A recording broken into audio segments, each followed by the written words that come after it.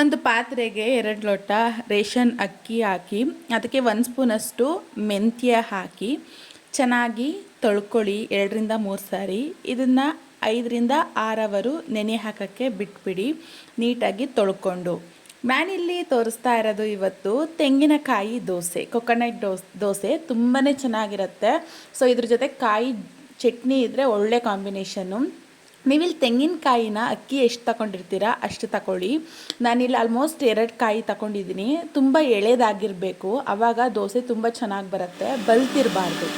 So ಎರಡನ್ನೂ ನೆನೆ ಹಾಕಿ 5 ರಿಂದ 6 ಅವರ್ ಆದಮೇಲೆ ಮಾಮೂಲಿ ದೋಸೆ ಹಿಟ್ಟನ್ನು ಯಾವ ರೀತಿ ರುಬ್ತೀರಾ ಅದೇ ರೀತಿ ರುಬ್ಬಿ. ಇದಕ್ಕೆ ಯಾವುದೇ ರೀತಿ ಉದ್ದಿನಬೇಳೆ ಬೇಡ, ಏನು ಬೇಡ, ತುಂಬಾ ಚೆನ್ನಾಗಿರುತ್ತೆ.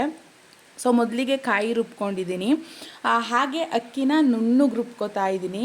ಎರಡೂ ಸಹ ನೀಟಾಗಿ ಮಿಕ್ಸ್ ಮಾಡಿ ಇದಕ್ಕೆ ಎಷ್ಟು ಉಪ್ಪು ಬೇಕು ನೋಡಿಕೊಂಡು ರುಚಿಗೆ ತಕ್ಕಷ್ಟು ಉಪ್ಪನ್ನು ಹಾಕಿ ನೀಟಾಗಿ ಕಲಸಿ ಓವರ್ನೈಟು ಬಿಟ್ಬಿಡಿ. ಯಾವುದೇ ರೀತಿ ಸೋಡಾ ಎಲ್ಲ ಹಾಕಬೇಡಿ, ಕೈಯಲ್ಲೇ ಕಲಸಿ ನೀಟಾಗಿ ಬೆಳಗ್ಗೆ ಅಷ್ಟರಲ್ಲಿ ಉಕ್ಕು ಬಂದಿರುತ್ತೆ.